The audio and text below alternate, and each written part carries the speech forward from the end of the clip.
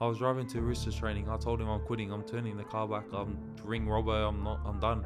I don't care what anyone says about me. But when they talk about like my parents, like yous, my siblings, bro, I probably get burnt. If I was ever to play Origin, especially with the last name on there, even just to make the squad would be crazy. Like I would be lost for words. What's up, guys? Welcome back to Mayday Podcast. I'll be your host. We're switching the roles because obviously Terrell's going to go. So for you who don't know, and that's I'm tuning in. His name's Terrell May. He's an NRL. He's played 73 NRL games and he's played 4 international games. And we're going to get into the story of Terrell May. Yes, sir.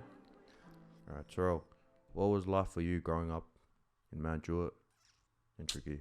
Growing up in Mt Druitt, it just felt normal to me. It didn't really feel like there was anything happening. Just normal kid growing up in a normal area. Obviously grew up in houses and that, but yeah, I felt like we had the world for us. Like we had food, roof to sleep under, good parents, good siblings, good family. Everything was normal. And then obviously, you know, when you start growing up, you start seeing people portraying Mt Druitt as this certain thing. But yeah, for us, I felt like it was always normal. Obviously came from a loving household, very strict household, and yeah, just felt like that put us in good stead to where we come from now. When I was younger, I didn't really realize like mum and dad being like that, or how it was going to help us. Like I thought they were just like, you know, being strict to keep us out of this certain area that, I don't know, it was just, yeah, I felt like it was normal for me. It didn't really feel different. And then yeah, when you grow up, you obviously, you're in a different part of the world, but yeah, it was normal. Before the bright lights, was footy about escaping, proving something, or just giving it a crack because you love the sport? To be honest, obviously you kind of know my story. I didn't really love footy growing up. I always just played it because dad pretty much forced us into it. Growing up, I actually hated footy, like heaps. Like I hated training, I hated being around it. Like I only liked playing the game, and then yeah, once I got to a certain age, you know, like I gave up a few times. Yeah, I just felt like, I don't know, it was kind of forced upon us. Like I really didn't enjoy it at all. And then yeah, obviously when I got older, I started getting better and started realizing there's something, you know, worth trying for. So yeah, when I finally made the under 20s Penrith team, that's when I realized, oh frick, I might have a shot in cracking NRL. And then obviously I gave up the year after, and then yeah, went back because of you boys, you and Tyrone, you know, after seeing you debut, it gave me so much motivation and drive just to prove to everyone and prove to myself that yeah, I don't want to be that guy that said, oh yeah, I could have made this, I could have made that, because I've seen it so many times throughout school. I've seen so many boys back in school think they've already played NRL and come through the ranks and, you know, brag about playing under 20s SG ball and helmets, thinking that's NRL. And yeah, I remember back in school, a lot of people used to try and put it on me like, oh, you're never going to be like your brothers, you're never going to do this, you're never going to do that. So I felt like I've always had a chip on my shoulder. And obviously, you know, dad too was very hard on me growing up. Always, yeah, I felt like I was the one dad really picked on, like just because of the way I used to, you know, not train and you know, I was kind of different to you and Tyrone. You used to look like you love footy and you were obviously always good and had a drive. But yeah, for me, I was just playing just to play. But yeah, that's it. Yeah, but I think in saying that, I remember like, because you always had the best potential out of all us, and do you think that's why maybe dad like started treating you the way he treated you, or because he's like he thought you were wasting your potential? Or yeah, well, when I got older, I kind of realized that's what dad was doing. But you know, when I was younger, I always just thought, yeah, he was just picking on me and that kind of stuff. But once I matured up and realized, like, when I think back to it, I always thought like, yeah,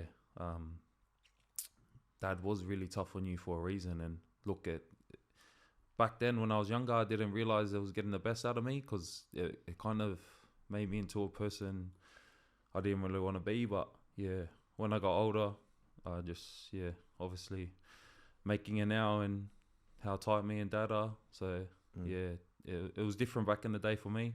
Most of you wouldn't understand, but yeah, you would. So yeah, it was hard, but now it's mad. Yeah, it's crazy because you and Dad are probably the closest, but when you were younger, you used to clash, and me and Dad used to be the closest, or me, Dad, and Tyrone, but now, the roles is reversed, and you're probably closest. But also, what I want to touch on is for you, what weight did you get to? I remember when you gave up, you got really big, because I remember I came back like from Gold Coast, and I was shocked to see like how skinny you got. So took us through that, like, and just take us like what drove you to get into that mindset, and like how did you come out of it the other end for people that want to need motivation? I remember I first quit the game after 20s, that COVID year. I had a good season at Penrith under 20s, and then obviously I thought I was bigger than what I was. I stopped training hard. I was just thought playing good was good enough, and then I got hit with a complete 180 at the end of the year. They told me that they want to send me to Ron Massey, and I said nah, I'm not doing that. And then ended up getting a training trial at the West Tigers under Madge, and done a couple of weeks there, and then we're just playing, and then got sent back to Cup, played one game, and then COVID hit, and then Madge hit me up to come back and train full time, and I was like, nah, I'm done, I'm quitting footy. And then ended up quitting footy. I think I was like 105 when I finished that year, and then obviously just got home, and I was like, bro, like I felt, as much as I don't want to say, I was depressed. I was just in my room playing the game, eating bad for 3 months straight, bro. I don't think I left the house at all, and then I gained 30 kilos in 3 months, and then I was just like, I remember obviously I came out that one day, and he's all sitting there, and then I had I think it was like a Pepsi Max and some snack, bro. I was eating everything, and then he's all laughing at me, and then I was like, started crying, and I was like, watch this, is he gonna regret laughing at me? And then I remember after that I was like, got to do something with my life. Started getting back to losing weight, lots of like 20 kilos, and then obviously came back to Blacktown Workers, had a good year there, and then COVID hit again, and then I was like, this was my opportunity to crack it. Didn't go Sunshine Coast with you guys, so I just stayed home, and then obviously done 75 hard, and then locked in, and freaking went pretty crazy, bro. Like obviously I was on my own buzz, like wouldn't answer phone calls. I was only hanging around Hercs, like it was just me and Hercs every day. Mum and Dad thought I was going crazy too, because I'd wake up before them, go and train, then I'll come home late because I'll just be training like 3 times a day, and then obviously went down to 95 kilos, and then started my year with Roosters.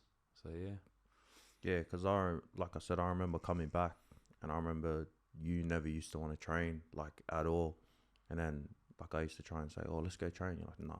And I remember coming back, and then it's like the roles reversed. You're like, oh, let's go, we're going to train. I was like, hey, since when? Bro, I was so shocked there. And then, bro, I remember training with you and Hercs, like, bro, that was legit like another preseason. You were like actually crazy tap. Like, I remember we were doing like 5-5s up the hill, and I was just thinking in my head, like, bro, what the heck's happened? Like, how did this guy go from like one of the unfittest guys to like way fitter than us, and he's pumping us? Yeah, it was just crazy. So that story in itself, I feel like don't give up like on yourself, and you can always come back from something, because that was crazy.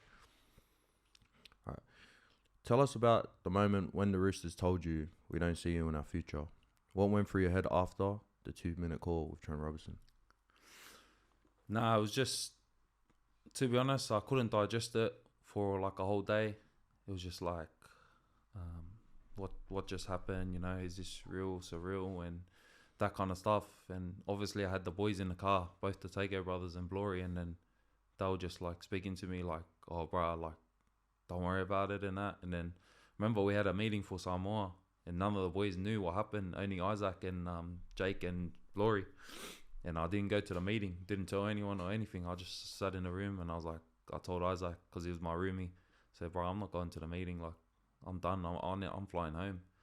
And that to sort out my contract. And then I was just like, bro, I was in shock. And then, yeah, I honestly can't remember what happened, but it was kind of a weird one because I remember during that year, like, we had a camp in Central Coast and I just re-signed like a couple of weeks before that. And I remember we had this like close like groups where we had to tell each other what you love about the club and that at Roosters. And I remember Robbo was in my group, Wongi, Jared, Steepy, and Xavier Vata. We're going around the room and saying like how much the club means to you and that. And I just re-signed and I was like, bro, like the club means the world. I'm so happy to be here. Can't wait. I want to finish my career here and retire here. Like, he's gave me my first opportunity and I'm going to repay his back.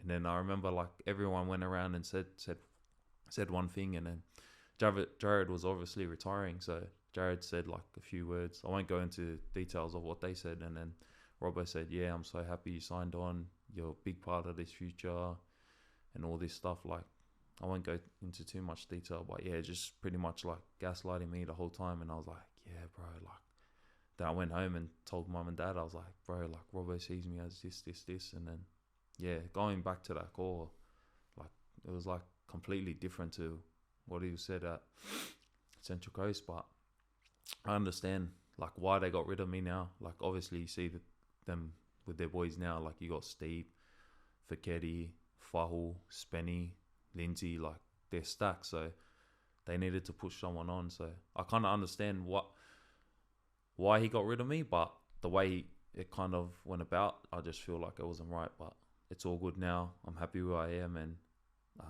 yeah, I feel like it was God blessed me in a very good way to go to Tigers and be there, and then obviously you coming. So yeah, God's blessed me in many ways, and I didn't see it at that time.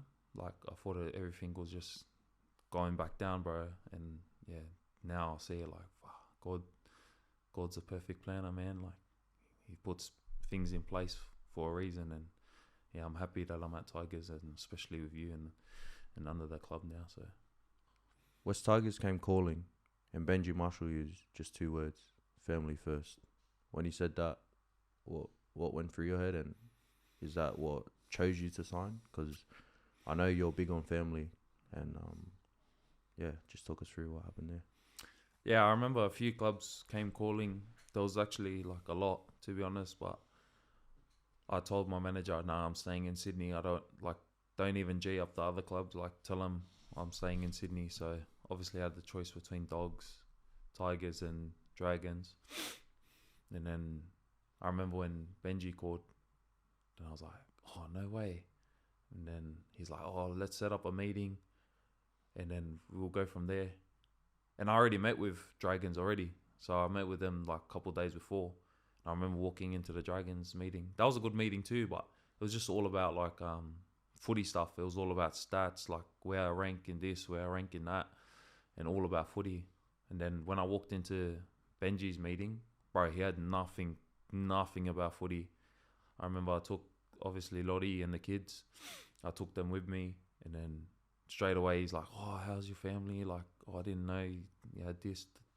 And he's like, to be honest, bro, I'm not going to go into any detail about how you play. I know how you play and this, that. We really want you at the club, but I like the way you speak, like you're outspoken, because not many, there's a fair few players that will speak like how we speak. Like, we just say the truth and say it how it is, and yeah, it might get us into trouble and that kind of stuff, but I feel like even Benji's like that himself. Like, he doesn't care about what people think or like what the media think. He's just all about the players first and his family. Like, and then when I saw that thing, like he got in trouble for putting his family first, I was like, the hell? Like, how can you get in trouble for putting your family before your job? It doesn't even make sense to me. And then straight away left that meeting. And I told my manager, bro, call all the other clubs, like, I'm signing here. I'm signing on the Bags. And I already knew Bags from when I first started at Tigers, and he looked after me good. So I was like, yeah, done deal here, bro. I'm keen. Obviously had Romy and Teats going there, so felt comfortable. Had like NATO, Charlie, like boys I already knew there. So straight away I was like, yeah, mad. Oh, Sione, we had Sione. And then yeah, I was just like, yep, done deal. And then signed in I think it was like a couple of days later, and then yeah, here I am now.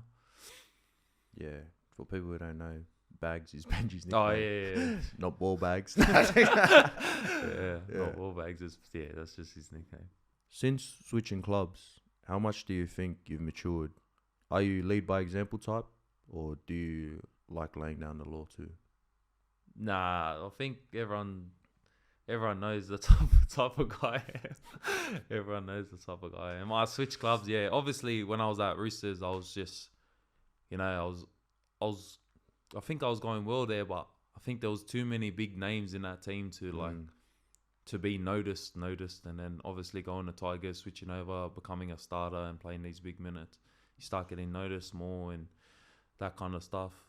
But I feel like I'm the same player. It's just different roles. Like I got a bigger role to play at Tigers than what I had at Roosters.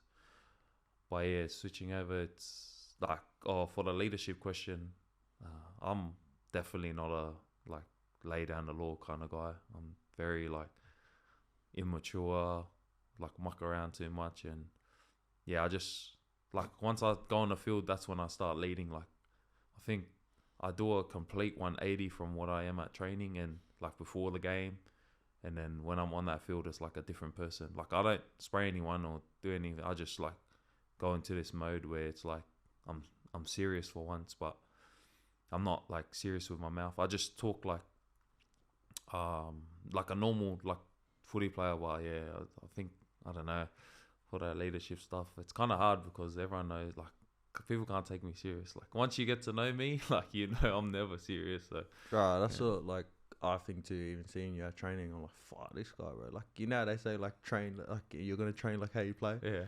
That's gambling because if you play how you train, bro, I swear, like, bro, this guy would, I don't know, he would not be in the team, bro. I swear.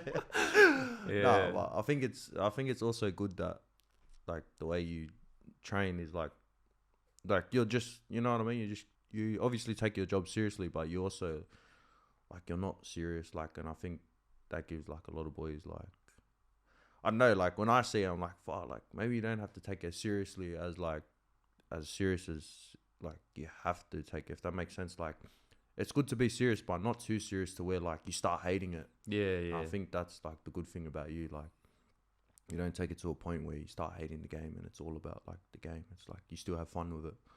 But it's kind of like a mixed bag because I think I was even like that at Roosters and I don't think it worked out well. Like, but whereas at Tigers, like Benji knows, Robbo knew too my personality. He let me for, but I think it was just more like I was starting to filter that onto some of the younger boys, and then like obviously once you start showing the younger boys like you can do this and then play like NRL, like it wasn't a good thing. But whereas now that I'm at the Tigers, like I don't try to filter it on to the younger boys. I just do it like that's my personality. That's myself. Like, and if people like when people have asked me like, how do you do it? Like, how do you like be like that? Like muck around, and I go, that's the best way. That's how I'm gonna play my best. You prep how you want to prep. Like, but if I'm serious, I know I'm gonna start thinking about the game, and I'm gonna go into the game like with my head spinning and too serious. It doesn't work for me. That's why I prep how I prep. It's different to, I've never seen anyone, I've seen maybe a few, like obviously you do the same. Yeah, I'm pretty much the same. Yeah, you do the same, I do the same thing. But there's not many I've seen, like maybe like, yeah, because you got like your box tickers like, that have to do everything, and then you got like, everyone preps different, but I think our preps, me and you, but we come from a background where dad was like proper, that's, you laugh, we're not hiding if we're laughing at training, like so like I don't know, that's what made me hate the game so much. Like I felt like it wasn't fun, but I feel like when I make the game fun, that's when I'm gonna play my best. If I'm full serious and people try to like tell me do this, like I'm not gonna play well. Yeah, I was, bro, that's like when I thought about it, I always think like that too. Like, even with the food that we eat, like, because we never got to eat that food back then. Like, you know, our dad was so strict on you can't drink fizzy. So, like, when we do, like, eat bad, like, we pump it, like, smack it.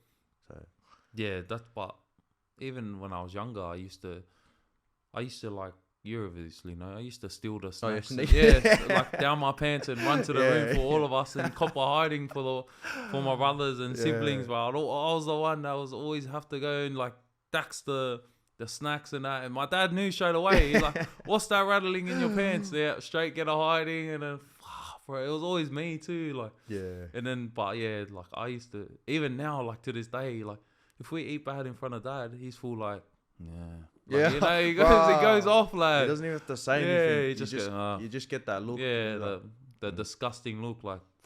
Yeah. You know what I mean? Yeah, he always pulls me up too, like now. Yeah. Even mum's has her 2 cents. Yeah, I know. Mum's is worse. Yeah. I know. Well, yeah. I don't get it, man. What are some key areas you want to work on so you're just one call away from Origin next year? And how would it feel to rep your last name on a Blues jersey?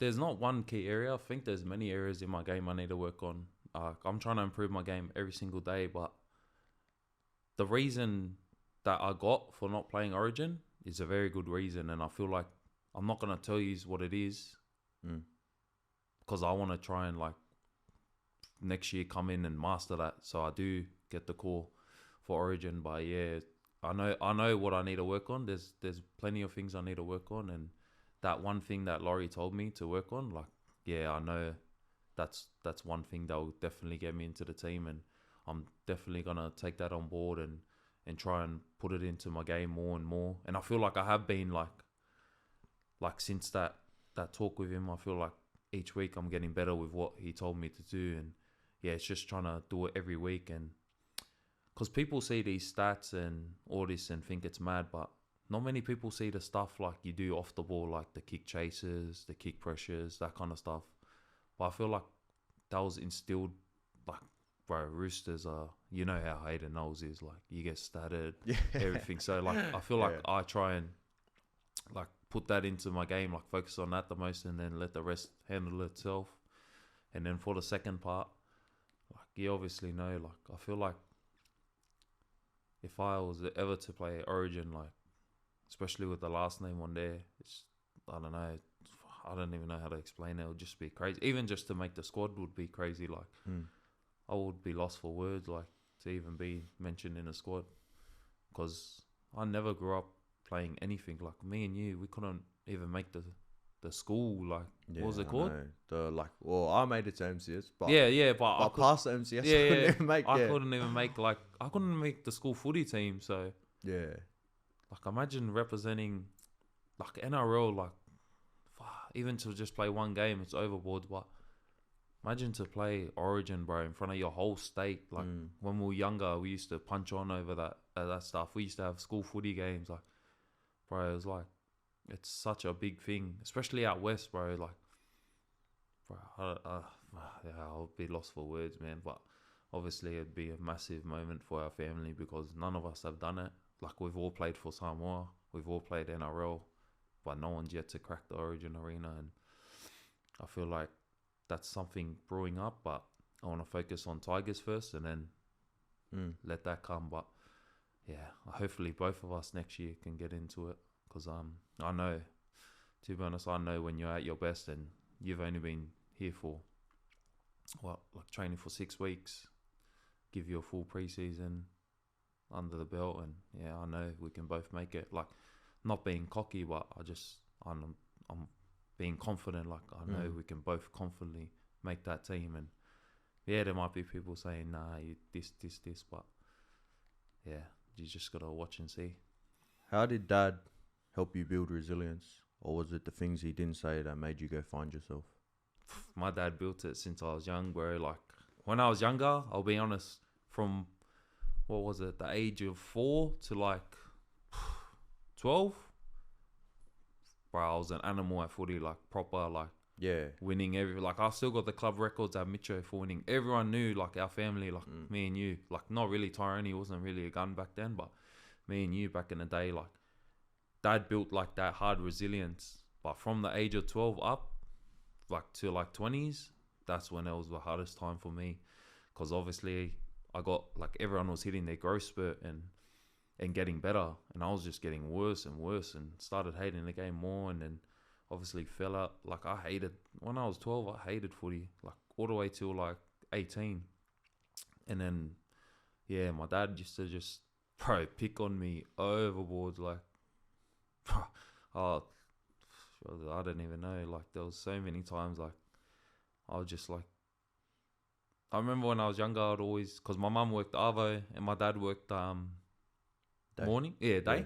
So I was close as, I still am close as with my mum, but I would always like try to like make sure I see mum before I go to school.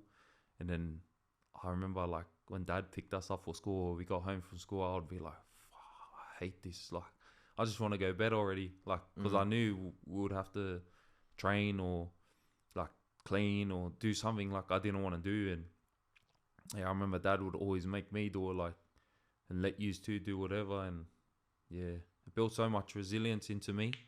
Whereas when I got older, I just started like rebelling so much. And then, yeah, obviously me and dad didn't have the best relationship. It was probably the worst relationship, actuals, because he used to say, like, you're never going to make it, that kind of stuff. And then, yeah, obviously that was probably the biggest chip on my shoulder, like him saying that.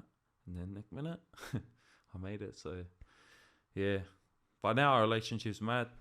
Obviously live with him, you know, brought my parents a house that we all have, like, and then stayed with them for a bit. And now I'm with my own family. So, yeah, me and dad got close probably after when I started maturing up. I stopped rebelling and just started listening, doing my own thing. When I got into that, like, 75 mode, he just, like, left me alone and that kind of stuff. And then, yeah, got real close from there. So,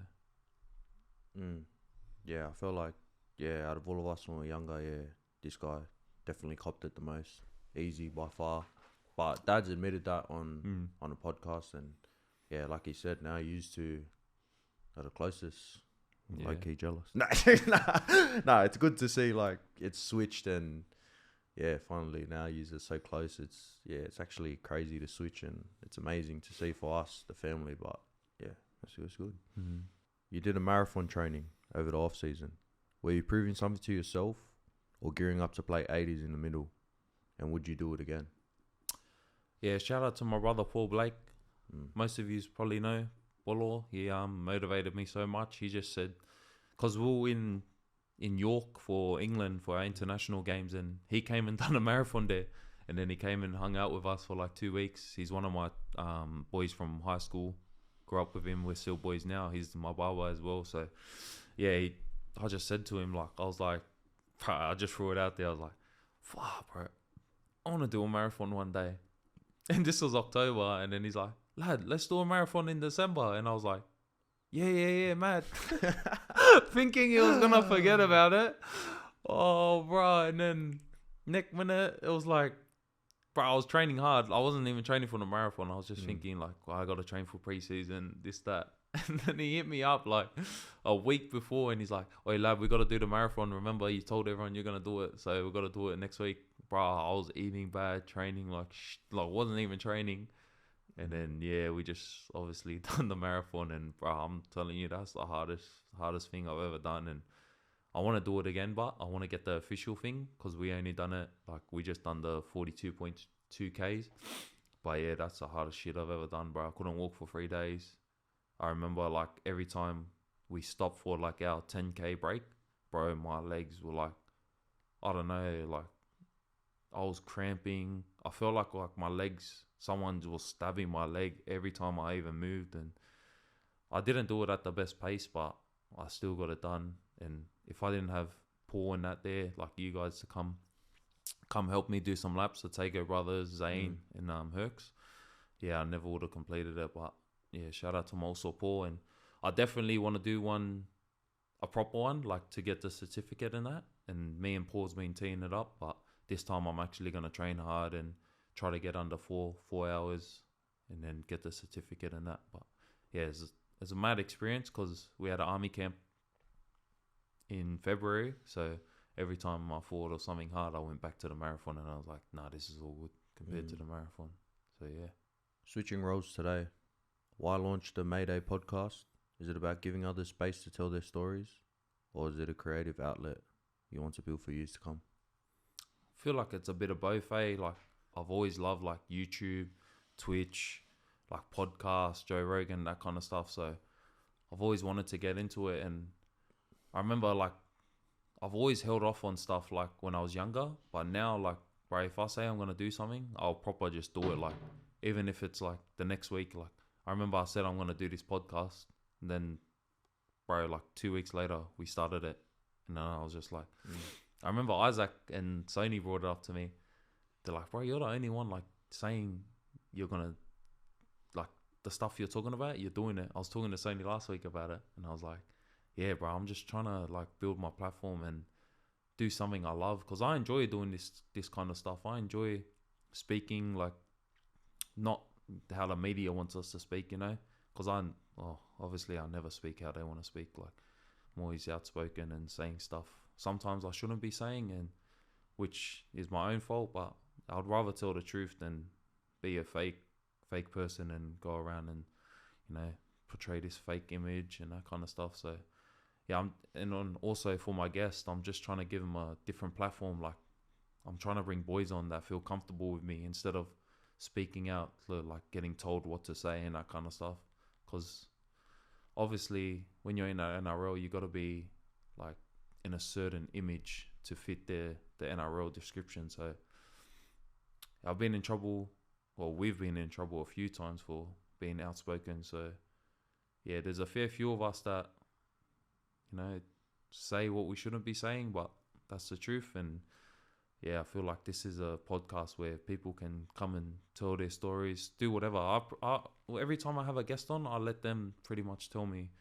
I'll just give them a little description, what they want to speak about, and then, yeah, I'll let them go from there. But I feel like it's just something different instead of sitting in front of Leonardo's mics and the club telling you what to say, or the NRL people telling you what to say. I feel like if you come on here, you can say what you want, and obviously we don't want to get in trouble for saying certain stuff, but I feel like we don't have to shy away from what we want to say.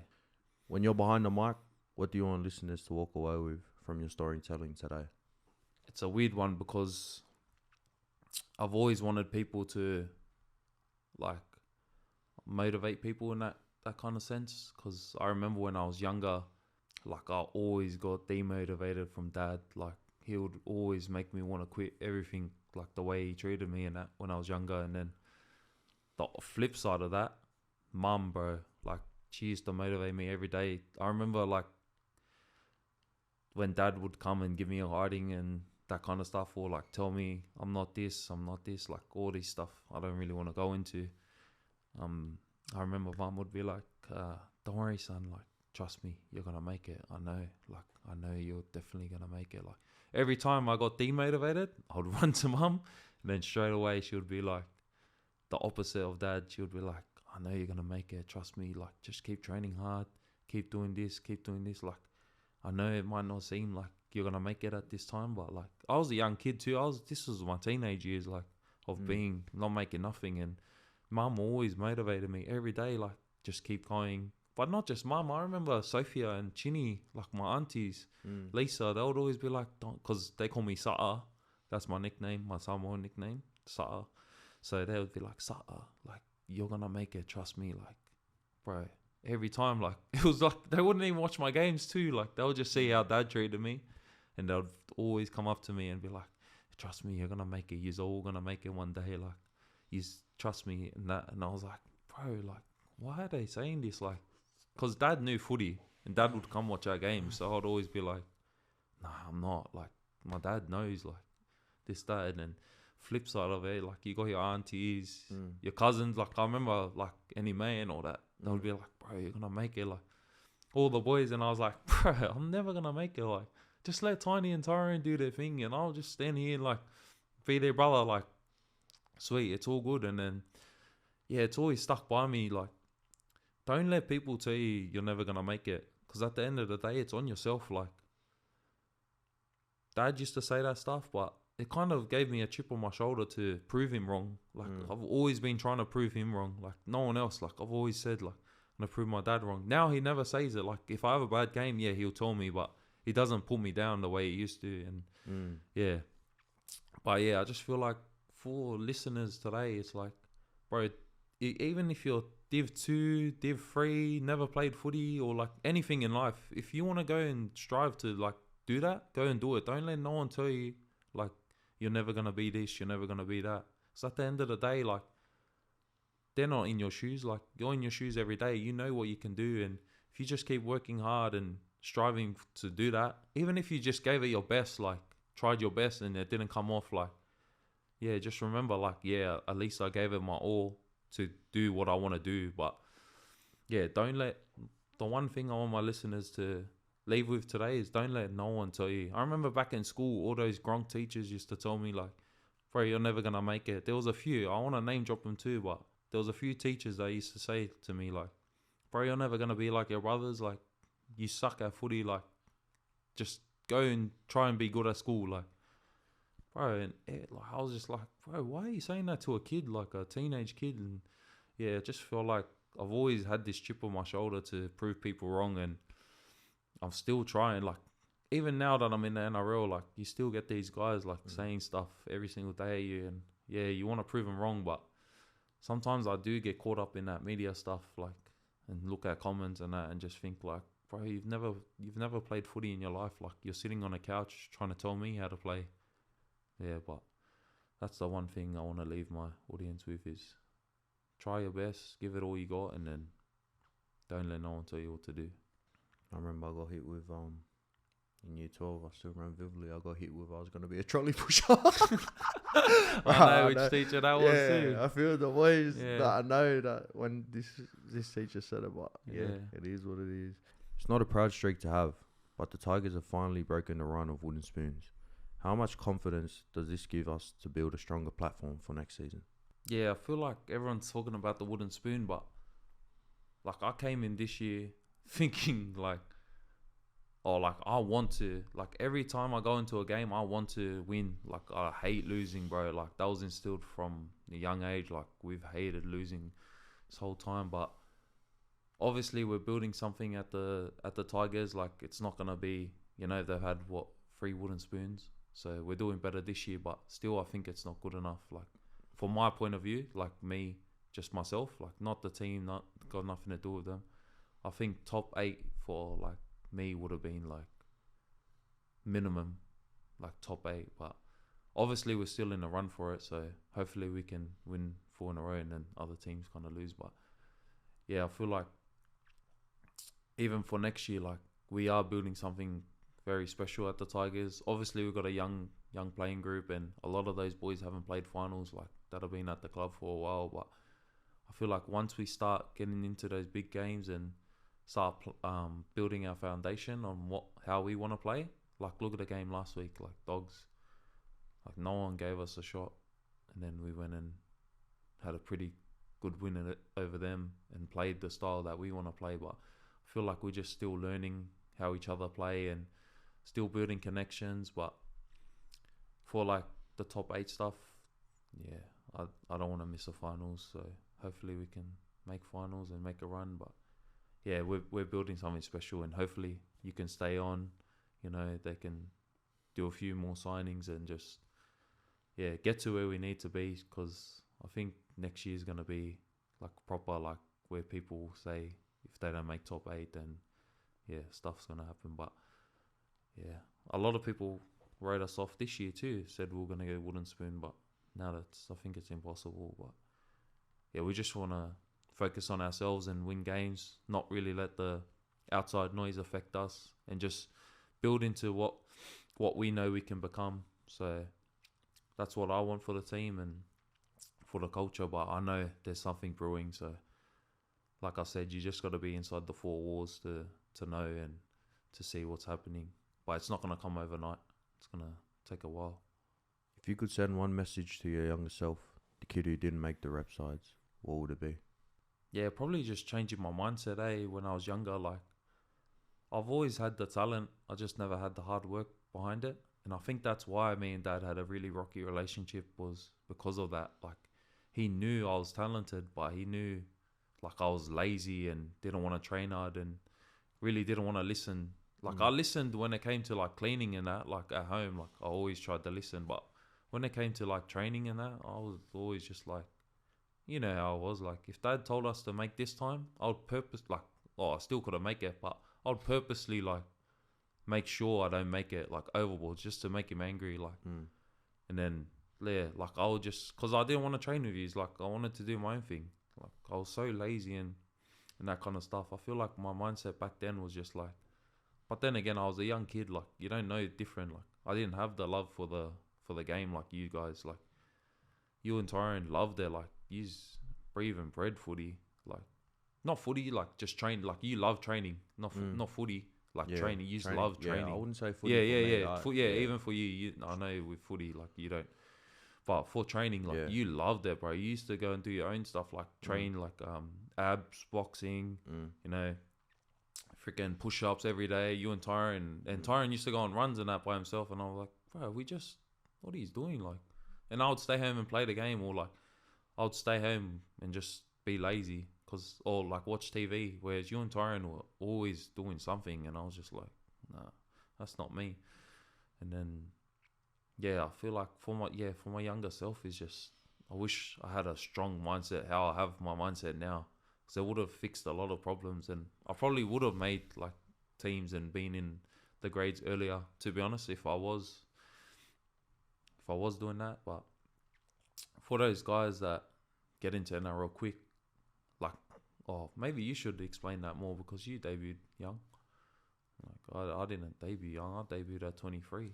I feel like they just get ahead of themselves and they stop doing stop training, or even just, I feel like their mindset, they just like get cocky as and then just think they're too big for the team and start treating others different and that. But yeah, probably what you said, just stay grounded, keep training, and yeah, the rest will work out. Yeah, because I remember at school, like, even like people were training like 20s and that. Yeah, they thought they were making NRL and that, and like they used to try and pull me down, that kind of stuff. And then obviously now, like, I don't think any of them made it, like, now. Yeah, nah, that's like all those guys that said to me like, oh, you suck and that kind of stuff, and you're never gonna make nothing. Yeah, I don't even know where they are now. But I feel like for me, it was best scenario for me to debut late, because I always, like, I remember when I would like train and that, I would always like be in my own head, and I'd be like, remember what this guy said to you, remember what this guy said to you, remember what this. So I've always had that like in my head, still to this day. Like, I've always like remember like what people said to me, and like, it motivates me every day. Yeah. But I think I need to go to a different mindset of like, I need to do it for myself, like, not what these other people think. But yeah, in the mixed years of so many highs and so much to be proud of, but we still aren't where we want to be, what's some movements the team can carry into next season? Definitely that doggies game, I reckon. Like, the way we played against them, that should be our like portfolio for every single game. Like, we actually went after them like properly, like in D, and then attack. Like, we were still up and still throwing heaps of like attack at them, you know. Even in D, like each set we were trying to, you know, lock them in their own cage. But yeah, that was probably a massive moment. And a team like that, you know, they're known for their D and that kind of stuff, and to put that many points on them and, you know, only keep them to 14 points, that was really good for us. And I feel like we need to build our game on that each and every week. So that was a big moment. Even the first Penrith game, where it was 14-18, you didn't play that game. I think you weren't even signed with us, but that was another game we can look back on and be proud. What else? Even the first couple of weeks, I remember we were like, our D was, I think we were only averaging like 12 points a game. So yeah, I feel like my mindset is D's king. Like, we need to just focus on D and then get that right, and then the attack will handle itself. But even with like combinations and that, we're still all learning how to play with each other. The rosters all new. Like, we're all new players, and once we get to learn with each other, once we've built a good culture, like the culture's building nicely at the moment, like the team's getting close. Once we build that, bro, I reckon, yeah. What's the biggest lesson this game has taught you so far, on the field and off the field? No matter how sore you are, like you still gotta play like you're not sore at all, or like that kind of. No matter even if you've got niggles, injuries, and that, like on the field, no one's gonna care how you feel. Like not the opponents, not the ref, no one's gonna know how you feel, or that kind of stuff. So each week, like trying to get up for games on the field, it's hard, man. Like it's not an easy thing to do. Like get up for every game, because everyone's carrying injuries. Like, you know, each week your body's sore. Sometimes you have 5-day turnarounds, you know. Sometimes, like, some players play the whole year, play Origin, you know. It's a long year, so, yeah, on the field is just, like, no one cares how you feel. Just go and give your best to the team, to yourself, and, yeah, just try to play your best each week and try to win. And then off the field is definitely the social media trolling. Like, I didn't know how much of a big like thing it was for people to jump on a fake account and, you know, try and say stuff about your family or that kind of stuff, or like talk about like how shit you are, or like how shit you played, and that kind of stuff. Like, I never knew until I came in, like, because when I first came in, obviously Tyrone had that thing, and then you had that thing. And then, yeah, like, it was hard. I was like, oh, frick, man. Like, I'm a nobody, and these guys are saying stuff about you. Like, it proper, like, for me, I don't care what anyone says about me. But when they talk about, like, my parents, like, yous, my siblings, bro, I proper get burnt. Like, I proper want to, like, just, like, comment or say stuff, like, about them. But, yeah, that's probably the biggest thing off the field for me. Is I'm still like trying to balance it out, like, because I still, like, obviously having these social media platforms now, you got to look at comments, you got to reply, and then you still see those comments like where people troll, and I'm just like, oh, the hell. But I'm used to it now, like, to be honest. Like, but yeah, it still burns me, like, to this day when people comment about you, Tyrone, or like our parents. Because they don't even know our parents. Like, all good to comment on us, but to say stuff about, like, mum and dad, bro, it's crazy, bro. Because, like, I know even if we weren't playing footy, we would never, like, taught or brought up to be like that, to put someone else down or go on a fake account and say stuff about other people's. But that's the generation we're in right now, and that's also our fault too for putting ourselves out there on social media. So, yeah, I understand, but yeah, that's my biggest off-field thing, is like trying to cope with that stuff, because, yeah, like, mentally I'm strong, but I still get those days where, like, obviously I came out with the article where I said I don't want to play footy sometimes, and that was true. Like, I'll tell you the story. Last year, I think it was, you wouldn't even know this, only mum and dad know it. Last year, I think it was around round 8 or something. I called my manager, bro. I told him I'm quitting. I was driving to Roosters training. I told him I'm quitting. I'm turning the car back. I'm to ring Robbo. I'm done. Out of the blue, like, just because I was just done with everything. Like, you know how I get. Yeah, and I called my manager and I told him I'm not playing anymore. Like, rip my contract up. I don't care anymore. Like, I'm done. I don't know what happened. It was just one of those days where, yeah, I was just depressed as, like, as bad as it sounds, like, I wanted to proper drive my car into, I was on the M4. I wanted to drive my car into the wall, bro. So, yeah, no, just, wow. Yeah. But, yeah, that shit's, yeah, fuck, I get like that sometimes, but. Yeah, I feel like mental health is a big thing, and for people suffering, like, it's not something to joke around about. But, yeah, everyone goes through it, man, and, yeah, what would you say to someone that's going through it? Like, what's your advice to them? Or, like, if you get that bad day, what's something that can make it better or take your mind off it? Now, like, I don't know, like, I have coping, like, mechanisms. Like, when I start feeling like shit or like depressed, I just think about like those other people that are doing it way worse, like in other countries or True. that kind of stuff, bro. I'm like, I always like say to myself, how can you got like a hectic life, like you got a roof, you got food, you got all this stuff, like a house, like car, and then there's kids starving and dying and getting bombed and that kind of stuff. Like it's crazy, like, and you think your life is hard. Like imagine them, they'll probably love life if they were in my situation. Like they would think like this is the best ever, like, you know what I mean? Like all those kids that are doing it tough, like, and all those families, like, and then I think I have, like, I'm struggling. Like I know there's people out there struggling, like with mental health and that, like, and I say like seek help. Like to be honest, God fixed many problems in my life. Like I said in the potty with you, like every time I'm feeling down, bro, I know there's one person I can count on, and that's him. Like he's never gonna change. He's always gonna be the same. And like every time I like backslide or like feel like I'm getting away from him, like he like pulls me closer every time. Like I get depressed and that.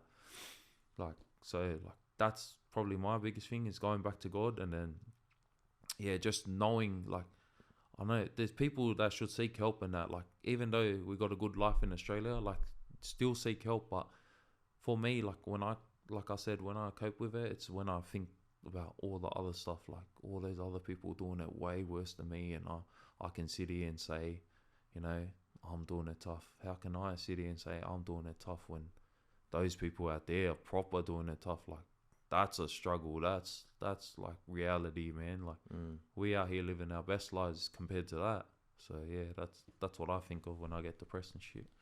Bro, I was just thinking of it just in my head. I don't know, I popped up like as a society, but we're so, a lot of people are so like in depression and that, like, but you go to like the tribal countries and that, and they're the happiest people, like the tribes. You know why? But they don't have social media. They don't have nothing, lad. Yeah, I know this is off the topic, but I was just thinking that in my head, like, it's actually crazy. I remember I was watching that Asian comedian, and he was talking about like every time he gets depressed, he flies over to Africa and just stays with the tribe, and said it all goes away. And they always think like Australia or like Americans, though, because I was saying Americans, like they think they just jump off buildings. That's what the tribe thinks, like, then kill themselves. Like it's crazy. Like yeah, they're the happiest people and they got nothing. Yeah, that's what I mean. Look how happy they are, and look how they eat. Like they have to walk 2 hours to get water. Hunt for their food. Hunt for their food. And look how happy they are. Like they're dancing all the time. They're laughing, and they live on the smallest island. We're out here, you know. Like even for me, like when I'm doing it tough, I'm just like. But even when we used to like, as bad as it sounds, we used to think we'll living a bad life, like in houses, barely eating. We used to think, wow, we're struggling. But now looking back at it, bro, we're living like kings compared to what these people are doing now. So like, yeah, I know. Yeah. That's what I mean. I don't like. I wish I was like. I wish Albert I knew. Einstein. Yeah, nah, that's what I mean. Like, I wish there was like something where we could like find out why we think like this, or how like we randomly just get into this state. Like I always think like that. Like yeah, it's crazy one. But what does family first mean to you now compared to when you first heard it from Benji? It's always been the same for me. I've always put my family first before anything. Like I've always made sure like my family was sorted, and then I'll look after my job, or like every time like something in the families happen, I would always go and sort that out before I sort out the job stuff. Because like I've said before, like this job's short. Like after, you're not going to talk to many of these people, you're not going to do it, but your family is always going to be there. Like no matter what, like your family, and plus growing up, I've always been family first. Like I've always loved hanging around my cousins, my siblings. Like I've always made sure they were alright before I was alright. But yeah, I've always tried to, even now to this day, I always try to get our family to do stuff like here and there. But it's just, I don't know, I just always love being around the family, and I want my kids to do that as well. I grow up around their cousins, aunties, uncles, that kind of stuff. Like I don't know, I just know, and I know if I ever did like die, when I die, I know who's gonna be there first. Like I know who's gonna pay for everything. I I'm going to be sorted from my family. So all that stuff. And I know if I ever go jail, I know who's going to come visit me. It's going to be my family. So yeah, I've always made sure my family was sorted before everything else. And yeah, that's my biggest joy, is making sure the family is alright and making sure that kind of stuff's good first, and then the rest will just take care of itself. Yeah, I think that's a no-brainer for us, like, to take care of the family if someone passes on, or like, say if you were to pass, which don't want to manifest anything, or you were to go jail, but yeah, 100%, I'd probably take in your kids. Like, obviously, you still have your wife, but I'd take in your kids, and I think that's just the normal thing to do. Or I'd at least, like, every week go over and give your wife money, or your missus, I'd give her money and just check up. Like, yeah, I think that's just a no-brainer for all of us. But yeah, to be honest, I want to get closer to God in 2026, and then I'll let everything else take care of itself from there. But yeah, if you're talking on the field, like, obviously I want the boys, like all of us, like Tigers boys, to make top A and have a run for the finals. That's probably my number one goal for next year, like on the field.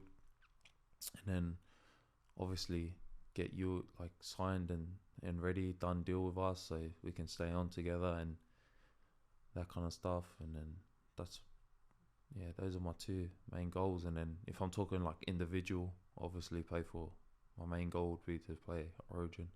That's the one thing I'm striving for that I'm yet to do, but I feel like that'll take care of itself. It's just more like I got to work hard each and every single day, like off the field, to make sure my game's better on the field. So yeah, I'm going to do some crazy stuff in the off season, and I don't know, you guys will probably see, because I'll still be podcasting and that, vlogging. So this year in the off season, I'll take it overboard serious, and then 2026 World Cup Samoa. So hopefully we can all play in that and win the World Cup. So that'll be another massive goal for our nation, because it's never yet to be done. Like, obviously he's made the grand final, but to win it, that'll be crazy. And then off the field is just make sure my family's sweet, look after them, the boys, like my close circle, look after them, and then yeah, make sure like I'm doing stuff, so like investing in this kind of stuff, so I can look after my family properly, like, so I don't have to work again when I finish my career. That's my goals off the field, is to buy investment properties and get into that kind of stuff and do that stuff. But yeah, other than that, we're answering your questions from obviously the Mayday Podcast that Terrell put up. It's from Rebecca Habuk. I don't know if I'm saying your last name right, sorry. Her question is, for the podcast, in the tough moments, how do you balance trusting in your own hard work with trusting in God's work? That's a good question. Good question, yeah. Very good question. You got to trust in your hard work, but also trust in God's plan, because he's always got a plan for you, like, no matter what. He knows the future, he knows the past, he knows everything. So like me putting my hard work in, like, I know that's myself, like my flesh doing that, but also trusting in what God's got for me. Like, I've thought about this like a lot this year, like, bro, what about if I, like, praise God it doesn't happen, but what about if I do my ACL, like, or something like big, you know? Am I gonna start blaming like everyone, or am I just gonna trust the process, trust God, that's his plan for me, and just get through with it? I've always thought about that, and I've said if I do that, then I just trust in God. He's got a plan for me. He knows what he's doing. He knows more than me. He knows everything. So I know he's the perfect planner, like, and I know that if anything happens, like bad or anything, that's God testing me. Like I've always,